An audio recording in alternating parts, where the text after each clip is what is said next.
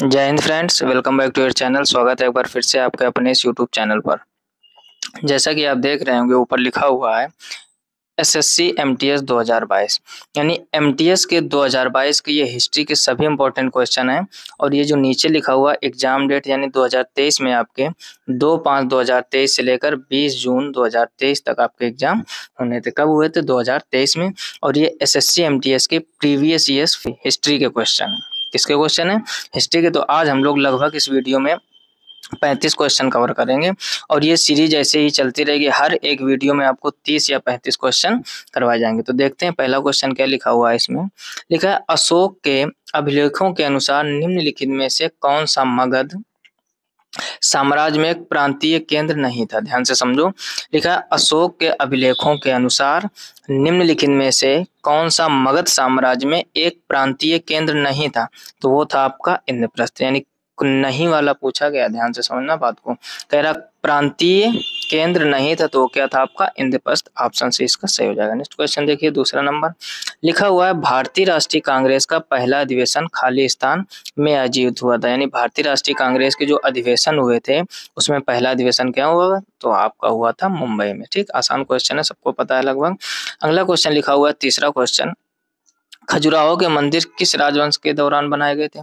तो ये बनाए गए थे आपके चंदेल वंश के दौरान। कब बनाए गए थे? चंदेल, यानी जो खजुराहो के मंदिर हैं वो किस राजवंश के दौरान बनाए गए थे? तो वो चंदेल राजवंश के या चंदेल वंश के दौरान बनाए गए थे। नेक्स्ट क्वेश्चन देखिए, चौथा नंबर लिखा हुआ दक्कन के मराठों द्वारा वसूले जाने वाले भू राजस्व के 25% को खालिस्तान कहा जाता था। यानी जो दक्कन के मराठा लोग थे उनके द्वारा जो वसूली होती थी, वसूले जाने वाले भू राजस्व के 25% को क्या कहते थे? तो वो लोग कहते थे 25% को चौथ, यानी 25% का मतलब हो गया चौथा भाग। इस वजह से वो लोग क्या कहते थे इसको?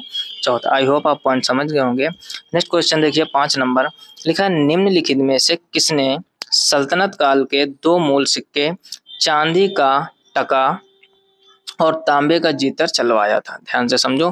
कह रहा निम्नलिखित में से किसने सल्तनत काल के 2 मूल सिक्के, यानी सल्तनत काल में 2 मूल सिक्के, एक चांदी का टका जिसको कहते हैं सिल्वर टका या टंका, और तांबे का जीतल, तो ये किसने चलवाए थे? इल्तुतमिश ने। तो इसका ऑप्शन हो जाएगा सी, इल्तुतमिश ने। क्वेश्चन देखिए 6 नंबर क्वेश्चन लिखा हुआ भारतीय राष्ट्रीय कांग्रेस के निम्नलिखित अधिवेशनों में से किस अधिवेशन की अध्यक्षता पहली बार एक महिला ने की थी? ध्यान से समझो, अच्छा पॉइंट है। कह रहा भारतीय राष्ट्रीय कांग्रेस के निम्नलिखित अधिवेशनों में से किस अधिवेशन की अध्यक्षता पहली बार एक महिला ने की थी? तो वो था कलकत्ता 1917, यानी कलकत्ता के 1917 वाला जो अधिवेशन था इसको एक महिला ने किया था। ऑप्शन ए इसका सही हो जाएगा। नेक्स्ट क्वेश्चन देखिए 7 नंबर लिखा है मनुष्य के आरंभिक विकास के प्रागैतिहासिक काल को फिर लिखा सामान्यतः खालिस्तान के नाम से जाना जाता था। यानी मनुष्य के आरंभिक विकास के प्रागैतिहासिक काल को सामान्यतः किस नाम से जाना जाता था? तो उसको जाना जाता था पुरापाषाण युग के नाम से। किसके नाम से? पुरापाषाण युग, यानी ऑप्शन डी इसका सही हो जाएगा।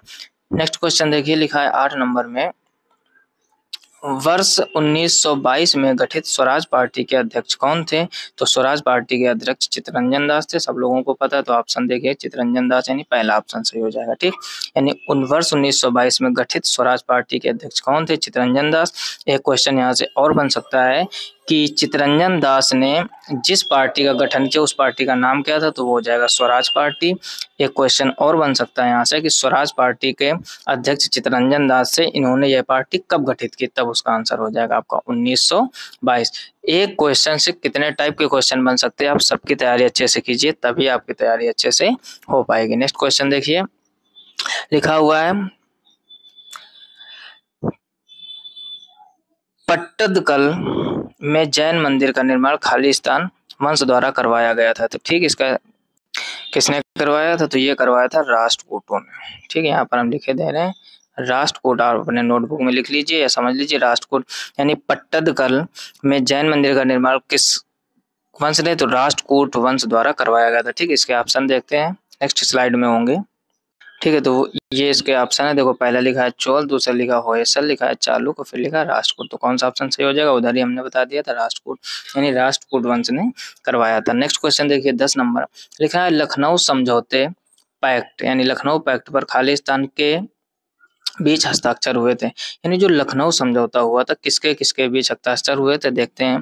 पहले लिखा है भारतीय राष्ट्रीय कांग्रेस और आर्य समाज, नहीं बिल्कुल गलत है। फिर लिखा भारतीय राष्ट्रीय कांग्रेस और मुस्लिम लीग, बिल्कुल सही, ऑप्शन 20 का सही हो जाएगा। यानी जो लखनऊ समझौता हुआ था आपका वो हुआ था भारतीय राष्ट्रीय कांग्रेस और मुस्लिम लीग के बीच, ठीक। तो ऑप्शन इसका 20 सही हो जाएगा। नेक्स्ट क्वेश्चन देखिए 11 नंबर, लिखा है गजनी के सुल्तान महमूद ने किस प्रसिद्ध भारतीय मंदिर पर, फिर लिखा है हमला किया था। ध्यान से समझो, गजनी के सुल्तान महमूद ने किस प्रसिद्ध मंदिर पर हमला किया था, तो सब लोग जानते हैं सोमनाथ मंदिर पर बहुत हुआ था। तो ऑप्शन देखिए कहीं है जी, बिल्कुल सी इसका सही हो जाएगा, सोमनाथ मंदिर गुजरात। अब देखो एक क्वेश्चन आपसे ये भी बन सकता है कि सोमनाथ मंदिर किस राज्य में है, तो उसका ऑप्शन क्या हो जाएगा, गुजरात। देखो क्वेश्चन जरूरी नहीं जो लिखा हुआ है एसएससी एमटीएस जैसे यहाँ पर लिखा है 2022 तो यही आएगा, क्वेश्चन कैसा भी घुमा सकता है। अब एक तो क्वेश्चन ये बन गया आपका कि गजनी के सुल्तान महमूद ने किस प्रसिद्ध भारतीय मंदिर पर हमला किया था, तो सोमनाथ मंदिर पर। सोमनाथ मंदिर कहाँ है, गुजरात में। तो दो क्वेश्चन आपसे बन सकते हैं। नेक्स्ट क्वेश्चन देखिए 12 नंबर, लिखा है अर्थशास्त्र खालिस्तान द्वारा लिखा गया था। वेरी इंपॉर्टेंट क्वेश्चन है, बहुत बार एग्जाम में आ चुका है। अर्थशास्त्र रचयिता चाणक्य है, ठीक। ऑप्शन सी इसका सही हो जाएगा। बार बार हम बोल रहे हैं वेरी इंपॉर्टेंट क्वेश्चन है, यानी रचयिता से लेकर एक क्वेश्चन आपके एसएससी के एग्जाम में ज्यादातर बनता है। तो इसके अर्थशास्त्र के कौन है, चाणक्य। नेक्स्ट क्वेश्चन देखिए 13 नंबर, लिखा हुआ है 1854 में ईस्ट इंडिया कंपनी के कोर्ट ऑफ डायरेक्टर्स द्वारा भेजा गया वुड की नीति पत्र यानी वुइज डिस्पैच से संबंधित था। यानी कहने का मतलब 1854 में ईस्ट इंडिया कंपनी के कोर्ट ऑफ डायरेक्टर्स द्वारा भेजा गया वुड का नीति पत्र वुइज डिस्पैच किससे संबंधित था, तो ये शिक्षा से संबंधित था, ठीक। तो इसका ऑप्शन कौन सा हो जाएगा, ऑप्शन 20 का सही हो जाएगा, ये शिक्षा से संबंधित था। नेक्स्ट क्वेश्चन देखिए आप 14 नंबर, लिखा हुआ है किस मुगल सम्राट ने एलोरा के कैलाश मंदिर को तोड़ने का प्रयास किया था। यानी जो एलोरा का कैलाश मंदिर है कौन सा मुगल सम्राट है, कौन सा वो मुस्लिम था जिसने तोड़ने का प्रयास किया, तो वो थे औरंगजेब, ठीक। ऑप्शन इसका ए सही हो जाएगा, औरंगजेब।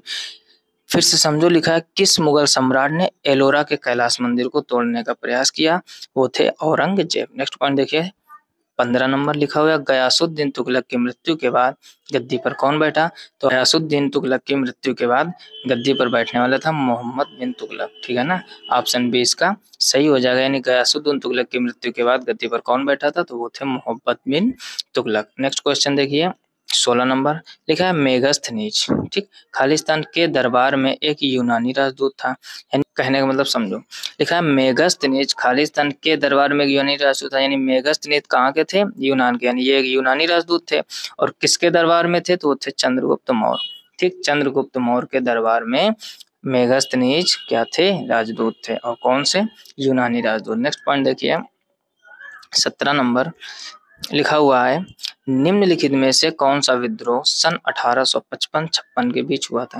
यानी कौन सी वो लड़ाई है, कौन सा वो विद्रोह है जो 1855-56 में हुआ, वो था संथाल विद्रोह, ठीक। इंपॉर्टेंट क्वेश्चन है ये भी, ऑप्शन ए इसका सही हो जाएगा। संथाल विद्रोह जो था वो आपका 1855-56 के बीच में हुआ था, ठीक। नेक्स्ट क्वेश्चन देखिए 18 नंबर, लिखा हुआ है सिख सुधारकों द्वारा अपने धार्मिक स्थलों में धीरे धीरे फैल रही सामाजिक कुरीतियों को हटाकर उन्हें शुद्ध करने के लिए फिर खालिस्तान की शुरुआत की गई थी। फिर से पढ़िए, सिख सुधारकों द्वारा अपने धार्मिक स्थलों में धीरे धीरे फैल रही सामाजिक कुरीतियों को हटाकर उन्हें शुद्ध करने के लिए शुरुआत की गई थी, तो अकाली आंदोलन की। किसकी शुरुआत की गई थी, अकाली आंदोलन। जब आप क्वेश्चन मन से पढ़ोगे और आपने ढंग से तैयारी की होगी तो आपको ऑप्शन तुरंत समझ में आ जाएगा कौन सा, यानी अकाली आंदोलन की शुरुआत हुई थी। नेक्स्ट क्वेश्चन देखिए 19 नंबर, लिखा निम्नलिखित में से किस सामाजिक धार्मिक समुदाय की स्थापना,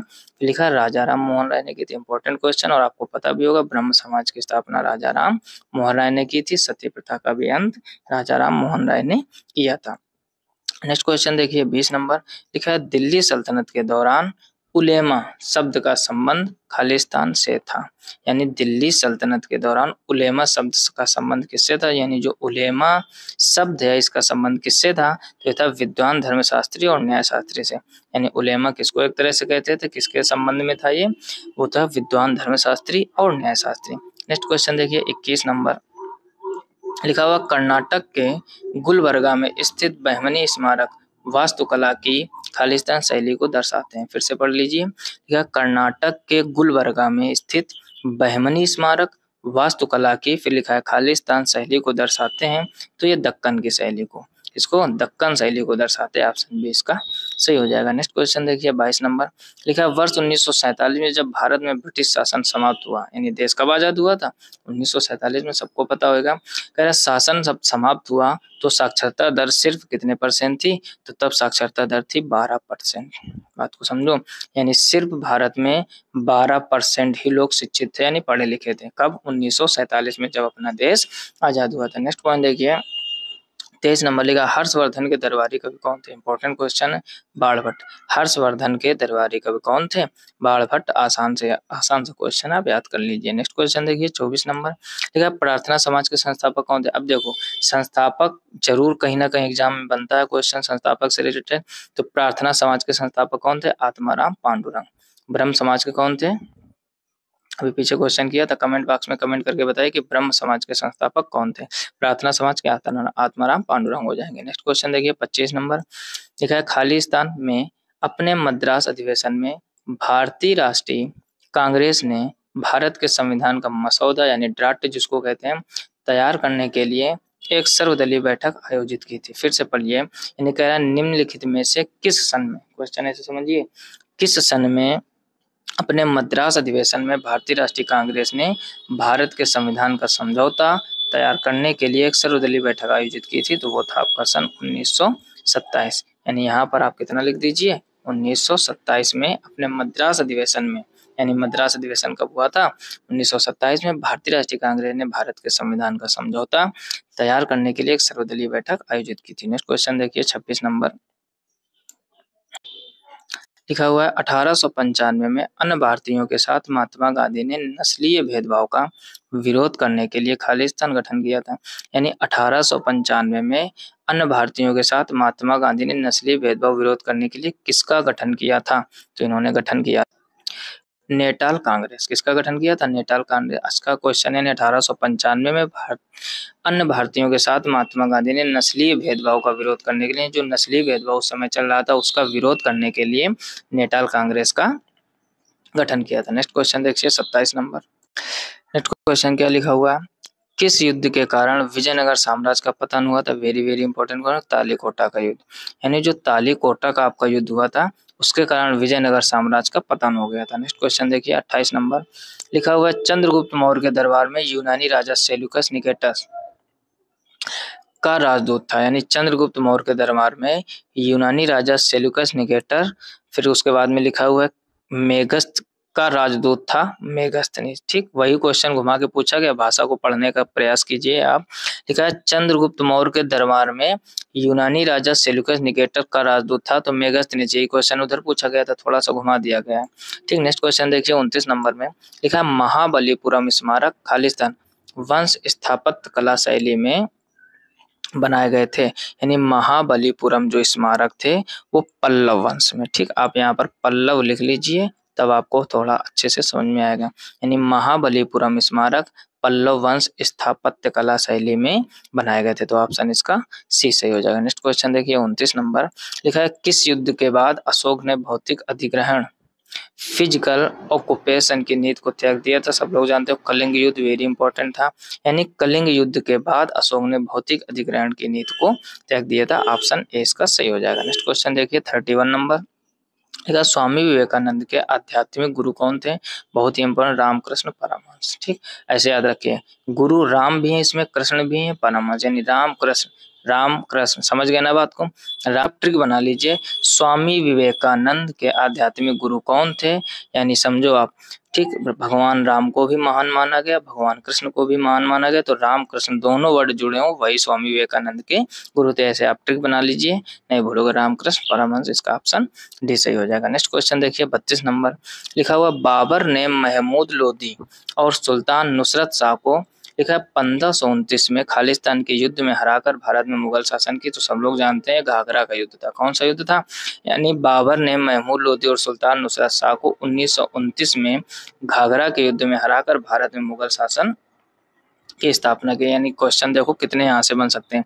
एक तो क्वेश्चन आपसे ये पूछा जा सकता है कि भारत में मुगल शासन की स्थापना किसने की, तो बाबर ने। ठीक, फिर कह रहा है महमूद लोदी और सुल्तान नुसरत को 1529 के घाघरा के यानी घाघरा के युद्ध में बाबर ने 2 लोगों को हराया, एक महमूद लोदी और एक सुल्तान नुसरत शाह। दूसरा पूछा जा सकता है कि घाघरा का युद्ध कब हुआ था, तो 1529 ईस्वी में। हर टाइप का आप क्वेश्चन तैयार कीजिए, यकीन मानो आप बहुत अच्छा एग्जाम करके आएंगे। नेक्स्ट क्वेश्चन देखिए 33 नंबर लिखा हुआ है, आगरा का किला 16वीं शताब्दी में फिर खालिस्तान द्वारा बनवाए गए लोकप्रिय मुगल स्मारकों में से एक है। यानी आगरा का किला जो 16वीं शताब्दी में फिर खालिस्तान दिया द्वारा बनवाए गए लोकप्रिय मुगल स्मारकों में एक है, तो अकबर। यानी जो किले वगैरह हैं आगरा के, वो किसने बनवाए थे, अकबर ने। यानी आगरा का किला ऑप्शन है इसका सही हो जाएगा। आगरा का किला 16वीं शताब्दी में अकबर द्वारा बनवाए गए लोकप्रिय मुगल स्मारकों में से एक है। नेक्स्ट क्वेश्चन देखिए 34 नंबर लिखा हुआ, निम्नलिखित में से बंगाल के किस गवर्नर जनरल ने सती प्रथा को गैर कानूनी घोषित किया था। यानी बंगाल के किस गवर्नर जनरल ने, यानी बंगाल के वो गवर्नर जनरल थे जिसने सती प्रथा को गैर कानूनी घोषित किया था, तो वे थे आपका विलियम बेंटिंक। ठीक, लॉर्ड विलियम बेंटिंक इनको बहुत पूरा नाम बोलते हैं, तो विलियम बेंटिंक। नेक्स्ट क्वेश्चन देखिए 35 नंबर लास्ट क्वेश्चन लिखा हुआ, निम्नलिखित में से कौन अकबर के बाद भारत में मुगल वंश के सिंहासन पर बैठा। यानी अकबर के बाद, ध्यान से समझो बात को, अकबर के बाद भारत में मुगल वंश के सिंहासन पर कौन बैठा था, तो वो आपके थे जहांगीर। ऑप्शन ए इसका सही हो जाएगा। आई होप आप ये पूरे 35 क्वेश्चन अच्छे से समझ गए होंगे। यदि जानकारी अच्छी लगी हो, प्रीवियस ईयर क्वेश्चन सारे समझ में आ गए हो, तो वीडियो को लाइक जरूर कर दीजिए और अपने दोस्तों में शेयर कर दीजिए। जो लोग भी SSC MTS, SSC CGL, SSC CHSL कुल मिला के जो भी एसएससी की तैयारी कर रहे हैं, आप सब उनको शेयर कीजिए ताकि उनका भी भला हो जाए। अगर आप चैनल पर पहली बार आए हो तो चैनल को सब्सक्राइब करके नोटिफिकेशन बिल को ऑल पर जरूर सेलेक्ट कर लीजिए, तब ताकि मैं कोई भी नया वीडियो अपलोड करूं तो आपको तुरंत नोटिफिकेशन मिल जाए। मिलते हैं नेक्स्ट वीडियो में, तब तक सभी लोग अपना ख्याल रखिए, अच्छे से पढ़ाई करते रहिए। तब तक के लिए जय हिंद, राधे राधे।